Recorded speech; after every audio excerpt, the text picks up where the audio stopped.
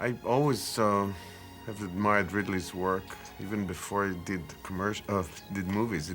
Used to do commercials, so his name, the reputation, preceded him. And I knocked on his door a few times, trying to get him to do a movie for my company, for myself. And one day he came up.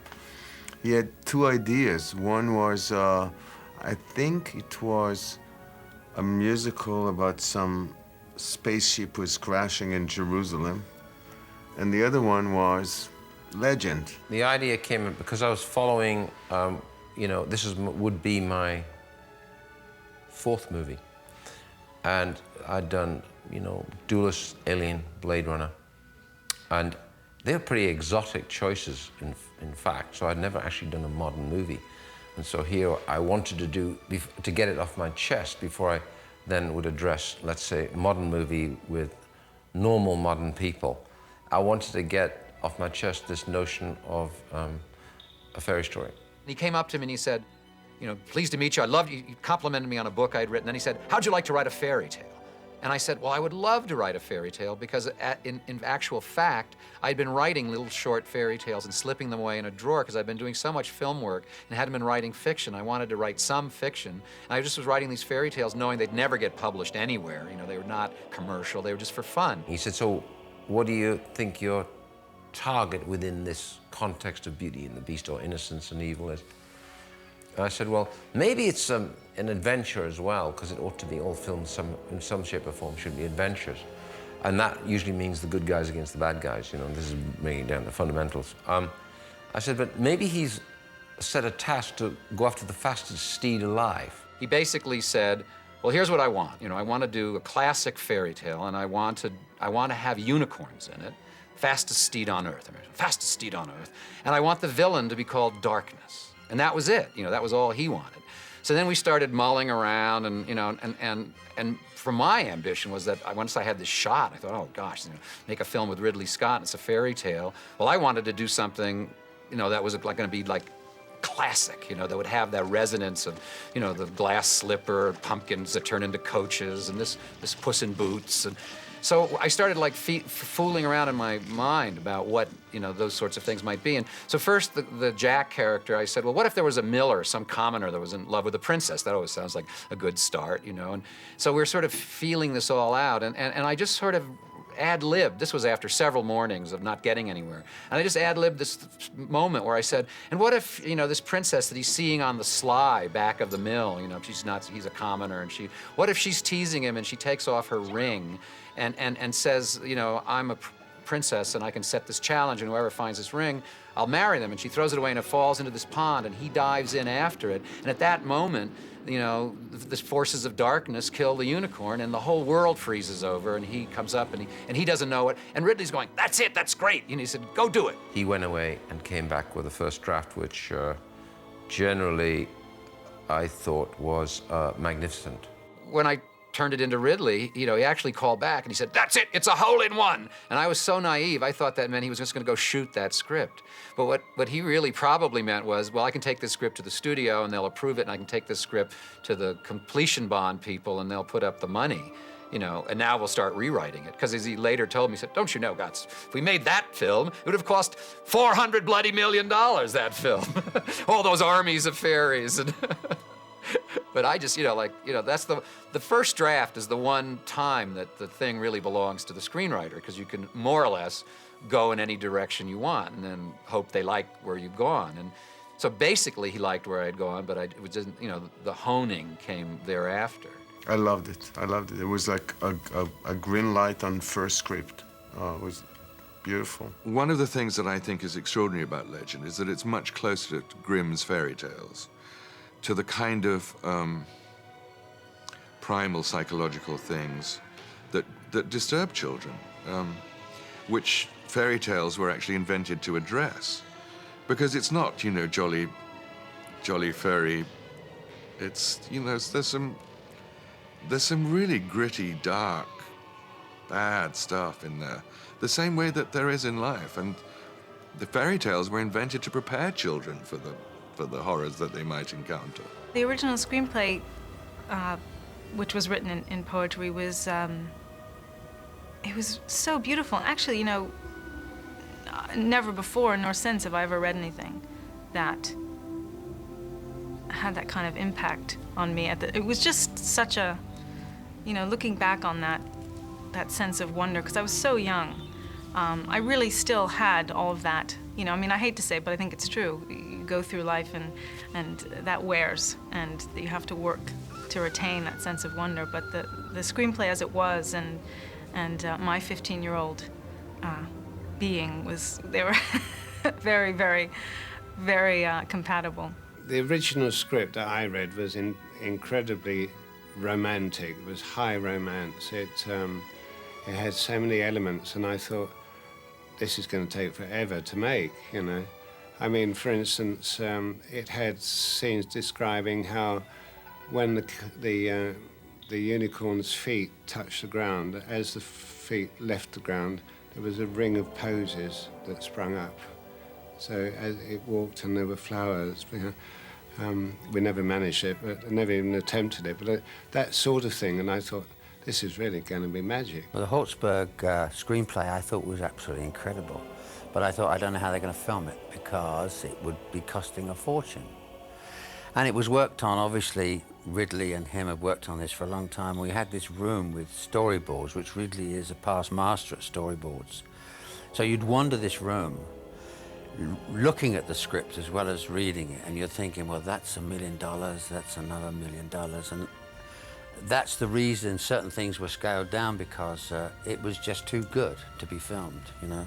All kidding aside, this script is amazing, right? I mean, it's basically, you know, on par with like Lord of the Rings, in essence, and it has that much texture and detail and whatnot. So as I'm reading this screenplay, I'm thinking to myself, this is amazing! And finally, you know, it's like one of these reads where you start going, I'm forgetting I'm reading a script. I'm now in this world. I'm completely consumed by these ideas and the notions in the story, and it was quite a grand fairy tale indeed, with a cast of billions, you know. And so I get lost in it, and then I close it when I'm done reading it, and I just go, my dear God, that was the most amazing story, gripping, you know, completely great characters all the way through.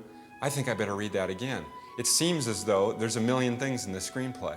So I go back and I read it again and I start marking it, right? For, okay, now I've got to make all this stuff.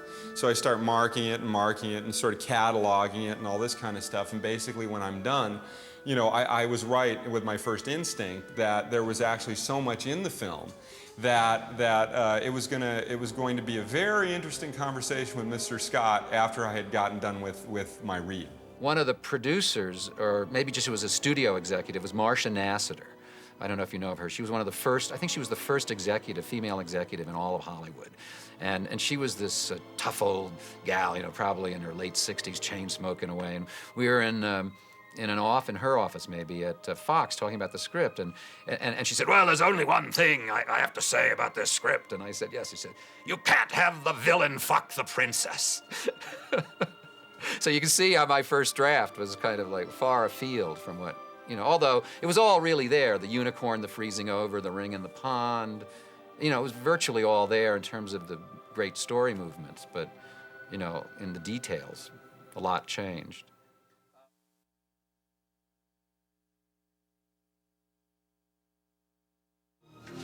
I have no time for this. I'm going.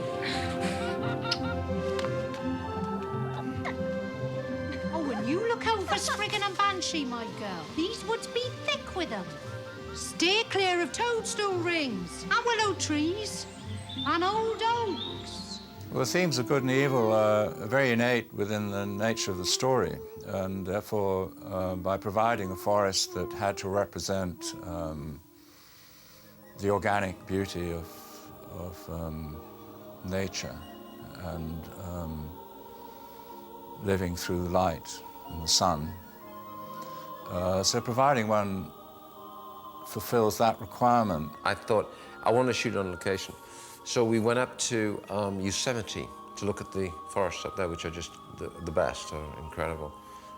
Fir trees. Problem is, once you stand inside a pine forest like that, or redwood, there's no light. With the light meter, there's nothing.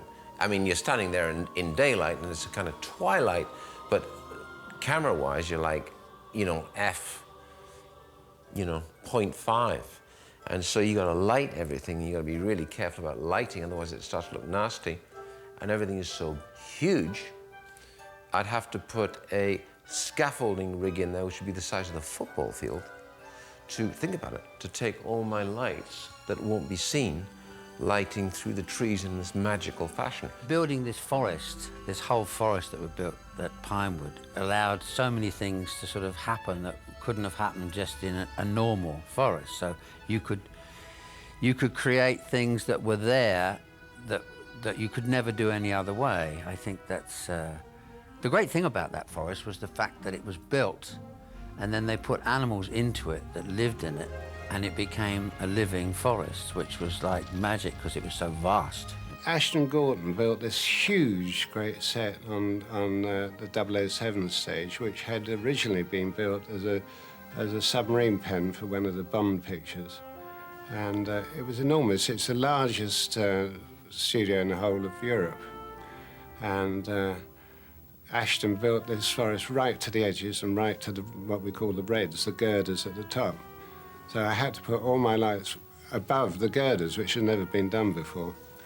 And he also put mirrors around the back so that extended the depth of the forest, which was very clever. It was quite enormous. I mean, the trees had a girth of about 30 feet, you know, and they were built of plaster and styrofoam and stuff, you know. It was really a great set. We carved the trunks of the trees, and then we laid real branches up into the trees like roots, and we were able to create very interesting and very photogenic woodland that way. And then within those roots, we then planted ferns and real plants. So the plants were real, but the whole structure, the bones, was built and created. It had some enormous amount, like, I don't know, 14,000 pounds worth of scaffold tube, and it was built up slowly on rostrums, and then we filled it all in, and we had to put all the trees in, and the big trees were sculpted out of polystyrene and painted, but the smaller trees were real trees. Then the snowing, that was simple. We just had to, we blowed very fine polystyrene. I mean, now it's been replaced by something much more organic. It's a very fine paper. So we had this big, like, vast spray gun that just sprayed this stuff. I was completely gobsmacked to see that set for the first time. And nothing that I've ever done since then has ever impacted me. I mean, it was the first film I did, so maybe it would have anyway, but just to have it, the scale, the actual grand scale of everything was sort of absurd. I mean, I know that there are films done on that scale now, but it was just awesome, unbelievable, like an entire forest in a soundstage. Complete with the sounds of a forest, because they had, you know, about 300,000 birds in there all the time. You know, every single word of Legend was dubbed. Every breath, every single word was dubbed, because the sound was just ridiculous in that place, and just the big machines blowing chicken feathers at you. And I probably still have chicken feathers in my body that I ingested when I was 15, because it was just unbelievable, the atmospheric stuff going on. And wow, yeah, it was amazing.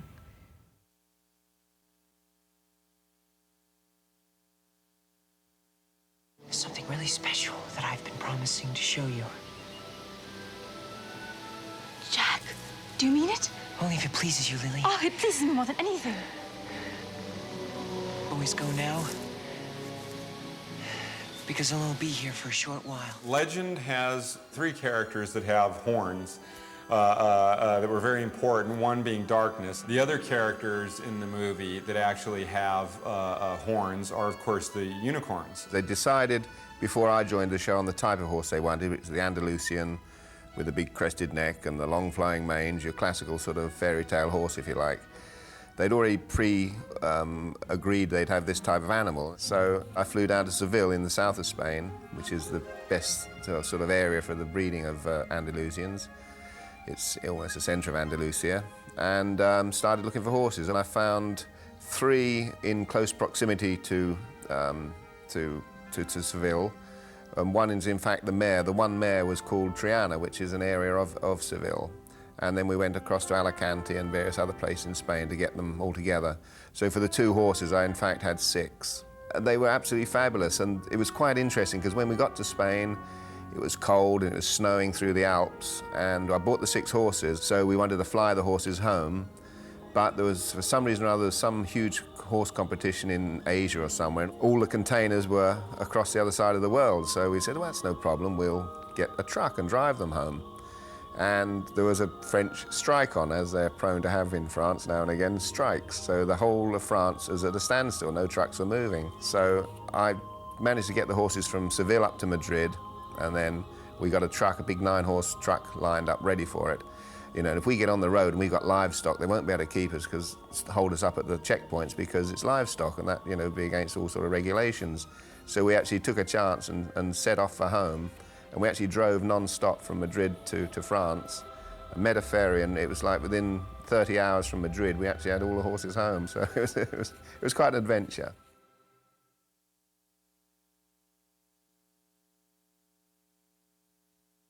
Ah, Blix, come closer. You summoned me, Lordship.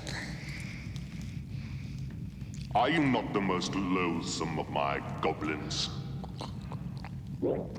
Truly, Master. And is your heart black and full of hate? Black as midnight, black as pitch, blacker than the foulest way. Ridley phoned me at the hotel, and it was the first time we'd spoken, actually, since the audition and since I'd been cast. And he asked me if I'd looked at the drawings, and I said, yeah.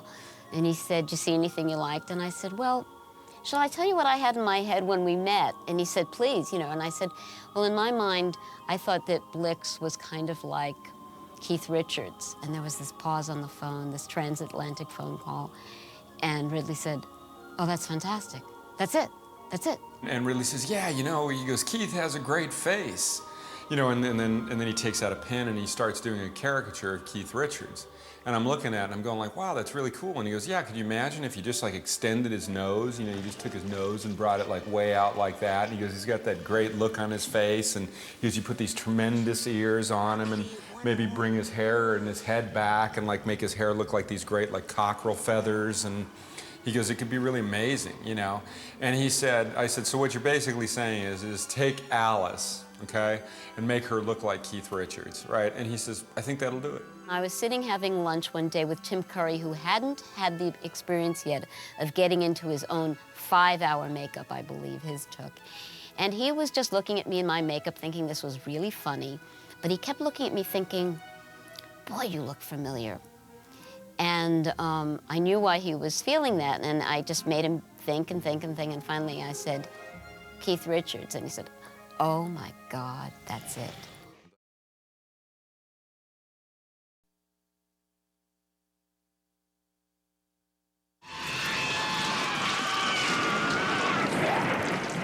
Foul-tasting fairy!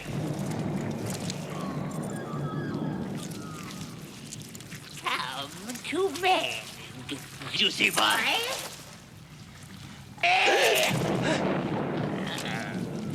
Who needs this tender morsel? Disturbing Meg Mucklebone's rest. The character of Meg Mucklebones, portrayed by actor Robert Picardo, is one of my favorite designs in the picture. Actually, I had worked with Picardo before on The Howling. He actually played this character who made the transformation from man to wolf. There's a certain aspect to mask performance that appeals to me because you are hidden. It is liberating in some way to really, I mean, I enjoyed the facet of that job of just standing in front of the mirror and seeing how expressive I could be through the makeup. One of the characters who achieved some of the greatest film example was Meg Mucklebones, who actually is underwater. And it was seemingly an impossible task for this person to come up from underwater in a full prosthetic suit and survive and act. And not only act, but be able to breathe and without air tanks and everything. I mean, this wasn't a diving suit, this was a full prosthetic suit designed for a character look, not to make it easy for them. I am not only covered with rubber, then they dropped me in water. And like you drop latex rubber in water, it acts like a sponge. So I was, you know, I would get engorged with water and get very heavy. And it was difficult. There were multiple takes of Bob being pulled in and out of this water was such a trooper because he would come out, and when he would reveal, all the water would then come out of his prosthetic and just sort of leak down through the seaweed and go back into the water. But, you know, inevitably he handed in a memorable performance, and a lot of people really remember that character. And a lot of it is because of Bob. You know, he's really good.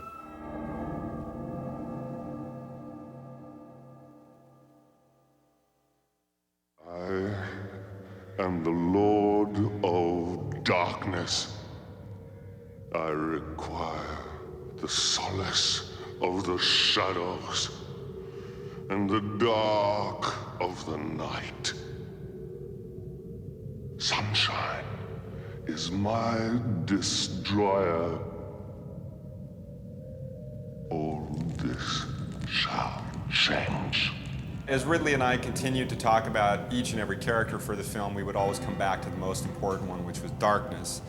After exploring the possibility of doing it as a griffin, Ridley then realized that it would probably be best to have an actor obviously involved in this, because there's so many dramatic scenes, and some of the best scenes in the movie are actually Darkness's scenes with the actress Sara. I thought better be sexual, very sexy, this guy. So it better be a satire, half goat. And that was the brief. And he came back with this idea of this red creature with these almost water buffalo horns. There's been different attempts at making the devil personified in many different films throughout the years. I actually felt that none of them ever lived up to what my expectations of what the devil would be. And so this is actually probably one of my greatest opportunities in my film career to create this character. Darkness is a very difficult guy to cast because his physical requirements and they're also grand, you know, dramatic, melodramatic requirements, operatic capability, and all but opera short of singing, right? And I always remembered Rocky Horror Show. And I thought, well, it's absolutely nothing to do with this. That's a brave thing to do that he did. Really brave. We are all animals, my lady. Most are too afraid to see it. Tim has the ability of going over the top dramatically, you know, and his abilities in terms of being a performer are so amazing, and his face is so animated.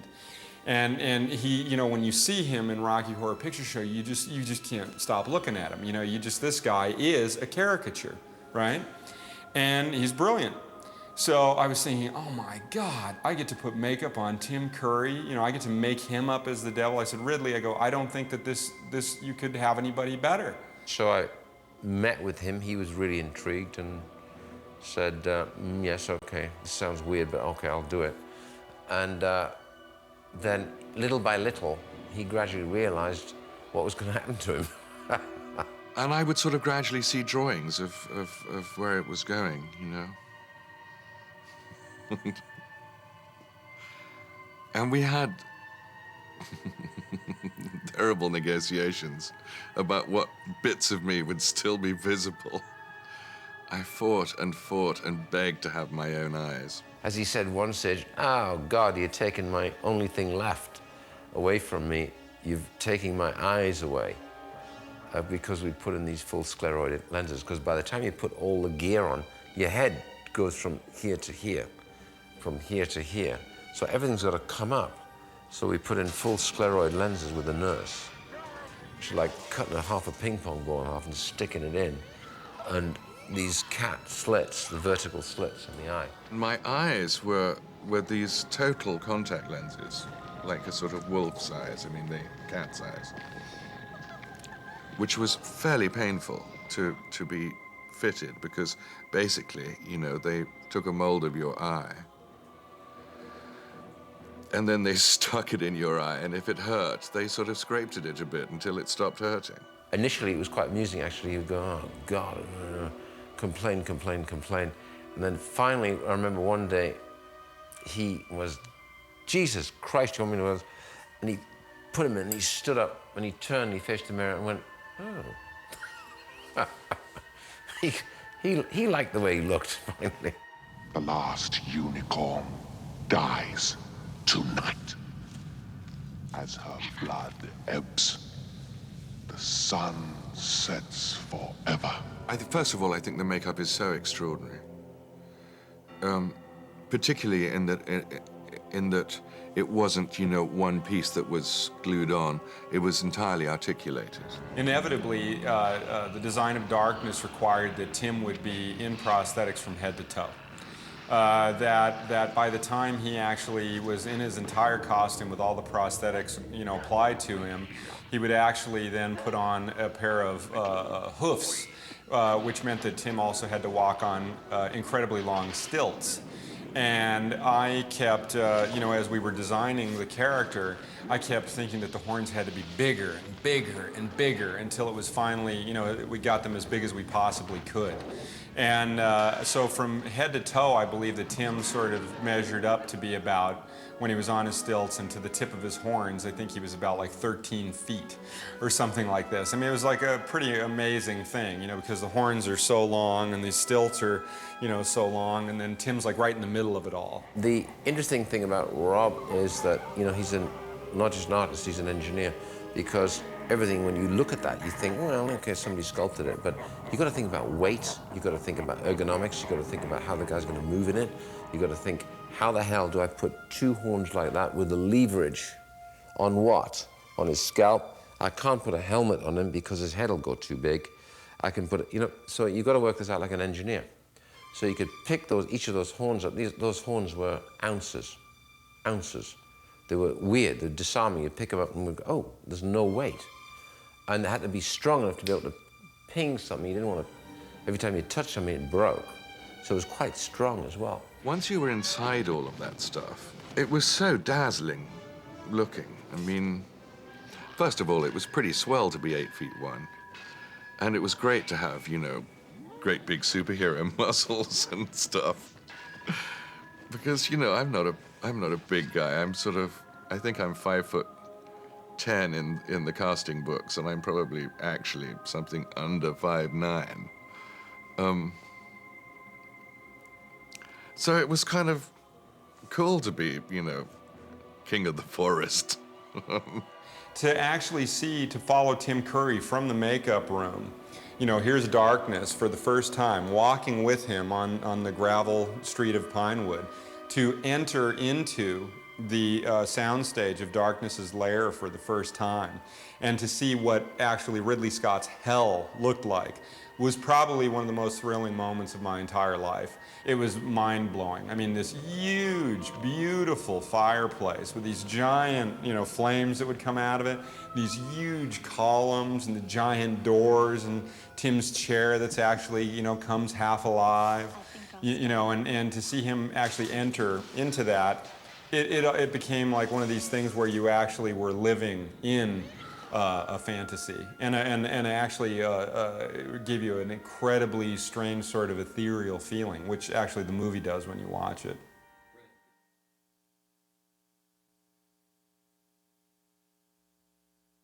Why is it like this? Why is it winter now? I'd be a powerful wizard indeed, could I answer? Suppose you tell me, Jack. Me?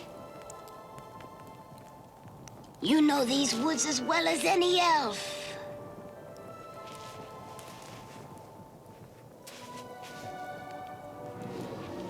Did you not see something odd today? Any strange spirits? Did nothing untoward happen? No. No? No. The day the set burned down was, I would think, about 3 weeks before coming to the end of using the Bond stage, which was the big forest. We'd been using a lot of gas in there for the fire. We just finished the fairy dance. So you have a gas line through to a bonfire. You don't want to have to light it each time, and you want to control it. So you just turn on gas bottles and it goes up. Well, I think what happened is the fumes gradually built in the roof, which was 70 feet up, and the roof is 350 feet long and 200 feet wide. But it's filled with a polystyrene structure which looks like a forest. And it's filled with pigeons now, because I've been in there for weeks. And every time I turn a pigeon loose, they don't come back. You don't whistle and they come back. They go into the trees and they live up there, right? So I'm in the editing room and I hear this pitter-patter down the corridor. Somebody shot past the end like a Terry Toon cartoon, came back and said, the Bond stage is on fire. So I said, you know, basically expletive, you know, right? And carried on editing. He said, no, the Bond stage is on fire. So I walked out down the corridor, and as I got to the end, I could see over the buildings this giant column of smoke, like a battleship was sinking, or an aircraft carrier.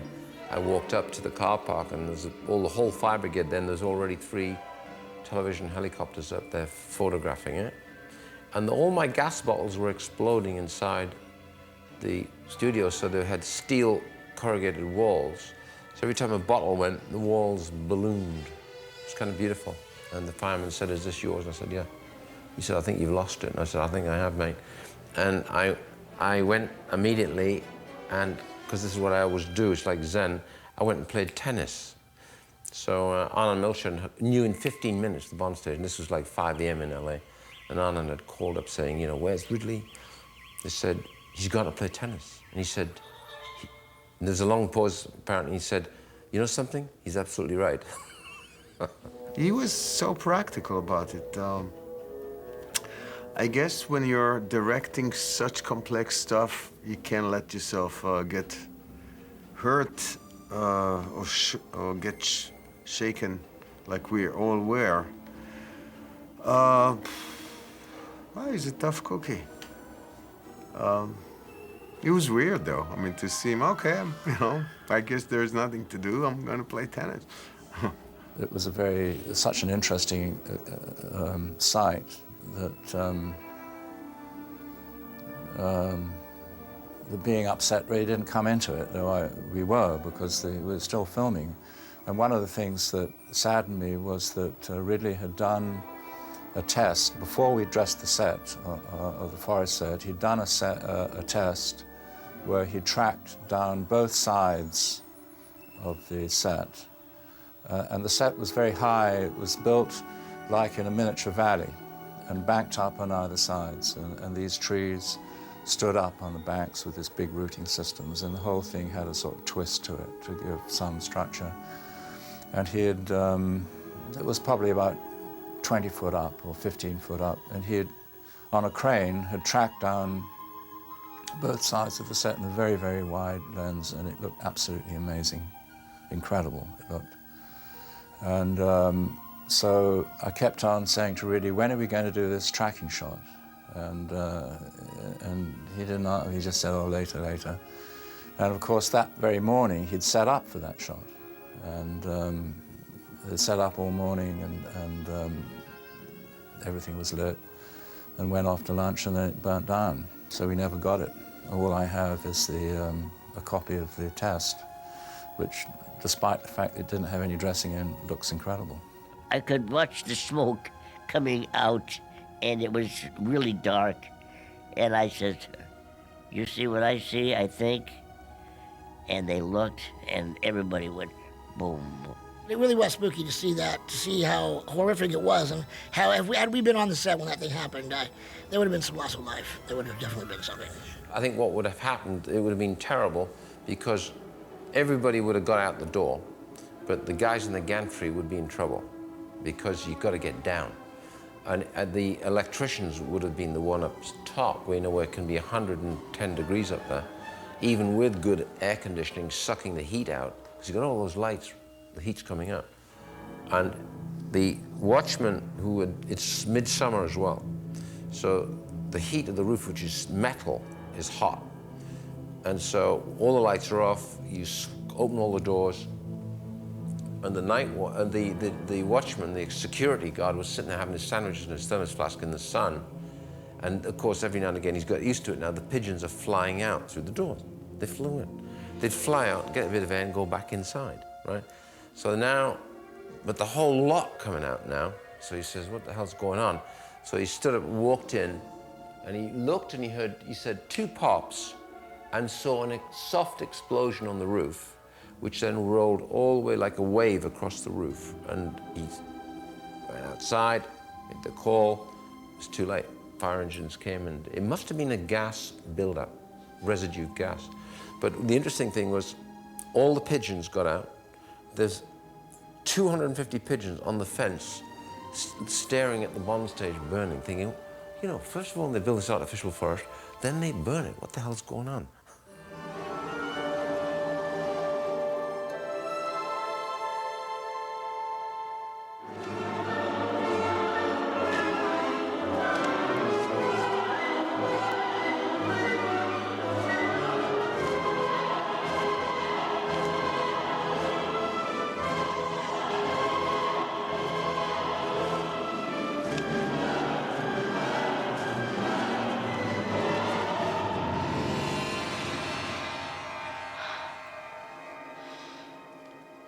The picture was originally produced with 2 companies being involved, one having the foreign rights and the other having the domestic rights.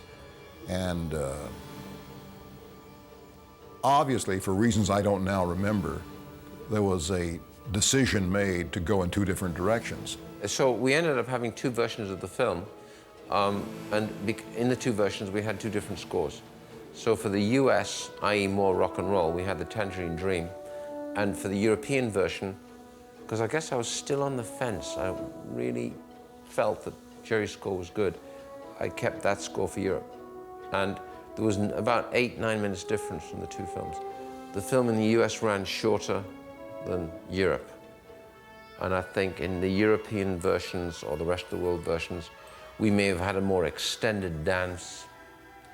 We may have had some, you know, the dance of death with the Gump character. We may have had a slightly more extended version of Meg Mucklebones. We were longer underneath in the halls of darkness, etc. Difference is about 8 minutes. The world lost a mini masterpiece of the time. And I just think that was down to everybody, in a way, who was involved in that film, who gave their heart and soul to it. It was a wonderful experience to work on it. And when we saw our final results, it was something to be very proud of. I just think it's a very sad thing that films are... This happens to many other films, not just Legend. And Legend has now become a legend, so to speak. But I mean, it was the same with Blade Runner before, that was never shown to the public as it was originally intended to be shown. Legend wasn't, and there's been many other things that you can think of.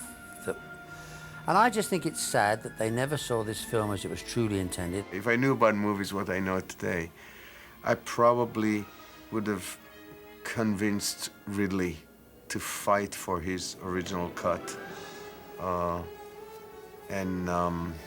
which I felt was more true to his vision. Although I actually like the American cut as well. It's one of those odd cases that I think actually both work. I just don't know that we've gained anything by cutting the movie or changing the music. It's a beautiful movie to look at, and Jerry Goldsmith is about the best film composer there is. So to take a beautiful Jerry Goldsmith score and jettison it, and then cut the movie virtually in half, doesn't sound like a good idea to me, you know, but I'm sure wiser heads prevailed. But anyway, I think that I'm sure this version of the film will convince people that Legend is really a classic. I was shocked because I read in a couple of publications how it was the best score he'd ever done, that it was really the pinnacle of his work. And I've really been a fan of his for some time, and so I was very amazed that he got replaced. Now, I don't dislike the Tangerine Dream score. You know, it's what it is, and I like it. I like the idea of doing a classical score, though, to go along with a classical story myself. I don't like the idea of doing the test shoots and finding out what the audience wants and changing the ending and changing things to be more marketable. I like the idea of film standing on its own, the artist's viewpoint, and letting the audiences find it. I think for myself, because it was the first film that I had done, and also because I was so young, it was really kind of devastating, to be honest with you. It's not that I think that the version, either of them, because I've seen both the European and American released versions, were bad, but the fact that they weren't what was intended, and then the fact that they were so badly received at that time was so completely devastating to me. It really broke my heart. I think the public could have handled the original movie that Ridley had in mind. I think that what always makes something interesting is the exception, and people are given so much sameness or things based on previous success that, you know, Ridley is nothing if he's not a visionary in the way that he creates film. So in other forces trying to put this movie into some other context, I think they compromised what might have been. When we previewed, either it was just we got cold feet, a combination of the film, the story, and the score. I got a couple of sniggerers in the audience, and I could smell pot. Right? Now, if that happened to me again, I would actually switch the lights up and say, you get out, otherwise there's no screening, right? Because I think they can disintegrate a screening.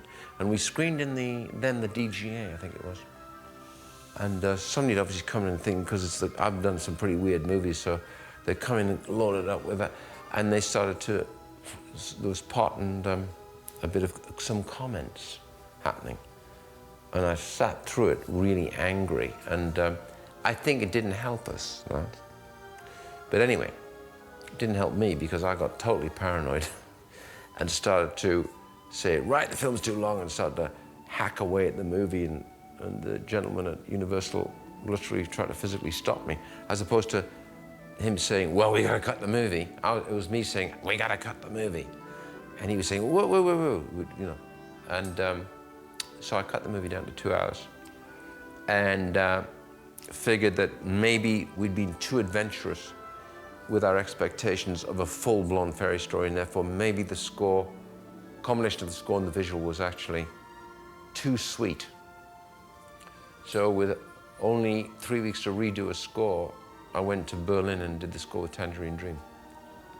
You know, in 3 weeks they did a, you know, incredibly good job, but it was more completely different. It was a driving, more modern way to go, and given what they did in the time, I thought they did a fantastic job. On reflection, it was the wrong thing to do. And the first score was what it should be, which is what we've got on this disc.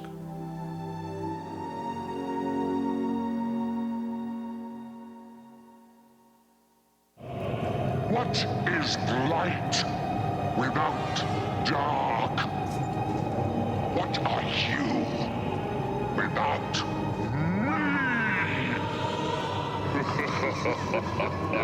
I am a part of you all. You can never defeat me. Working with Ridley was always an adventure because Ridley, you know, first of all, Ridley is trained as an artist. So he would often start trying to figure out a scene by doing these little doodles that he would call Ridleygrams. And he would like doodle out, you know, and we would talk through a scene and Ridley would sketch them out. And they were beautiful little throwaways. I've even saved some. And they were beautiful little sketches. Well, anyway, it was always this challenge because he was always like, you know, pushing the script in different directions. And well, at one point, he calls me into his office, and he'd been reading the script over, and so we were calling Jack Green Jack, because he was a green man. You know, there are green man pubs all over England, and they refer to these guys that wore leaves and lived in the forest. So at this point, you know, Ridley, his imagination is like going high gear, and he says to me, well, Gats, he says, what would you think if we made Jack, if we made him green? So I said, you mean like with a green skin? And he goes, yes, yes, a green skin. Now, like, my mind is like reeling. You know, like the implications of this like are enormous to me, you know, because it's like the thing, you change one element in the script, you know, and so I said, you mean like a chameleon? He said, yes, exactly, a chameleon. And I said, you mean sort of lizard boy, Jack? Said, that's it, lizard boy, Jack. And so I said, yeah, well, that's very interesting, but how are we going to explain to the audience why this delicate princess is in love with the lizard boy? And Ridley goes, right, fuck me, you know, drop it, forget it, you know, bit rangy there, you know, bit dodgy, forget it. And that was it. And I left the office thinking, man, this guy is so freewheeling in the course of filmmaking that he will go, you know, full bore in any direction just to see where it'll take him, you know, which I thought was immensely exciting. Working with Ridley is an exciting experience because he has this, he gives you, it's like giving you works of art to play with. The material that he shoots is always magnificent. With the blowpipe, that, okay? Then when I saw you advance, I could see you throw it away and change to the sword, okay? As a 15-year-old, I had the biggest crush of my life on Ridley Scott. I just thought he was the bee's knees, which I'm sure he still is. But so I just, you know, I think it was very fortunate because probably if I hadn't thought he was, you know, just the end, I think I probably would have been pissed off a lot because he's like, you know, maybe any really good director. He's just completely single-minded, and, you know, nothing that anyone else says was going to be okay if he hadn't thought it out and made the choice himself. So there were many, many times when, like, there would be 14-hour setup, lighting for 14 hours, and there was more than once, and I promise you this, 14 hours to set it up. Ridley would walk on the set, and he'd say, right, turn that off, turn that off, turn that off, turn that off. Okay. And I thought the lighting cameraman was gonna just like, you know, really a couple times, you know, you sort of didn't even want to look. But he's, I think he's a real visual genius, absolutely. And I think, you know, that shows. And really, in the end, you don't mind because it's so beautiful. I'll probably be on him anyway for that, but I'm bound to pick you up on your reaction to that as you scramble through, okay? All right? You want to just do it on film? Just do it on film. Okay. Somebody do something very mean to me. If you don't get it right the first time, I will. Feeling about how one feels about one's work once it's released is always, you know, you gotta go for 120%, and you usually get about 78%, right? If you go for 100%, you're gonna get 44%. So I always go for the throat, right? And you have to. And because there's too many elements and people who are essentially there to help you, but the whole communication process is, you know, even now, everything takes time. So on Legend, given the constraints, given constraints of the budget, I think I should have fought for a higher budget. I think I should have had more action. And I had to cut it out because we hadn't designed ourselves for that early on, and that was our fault in prep. And somebody pre-sold the film, I think, too low. They should have gone and saying, not 25, but 30, because I think in that 5 represented all my action and rock and roll. And I think the film needed a bit of that. But on reflection, seeing it, I think it's a good piece of work, and I'm very, you know, I'm proud of it. I'm very pleased that I did it and got it out of my system.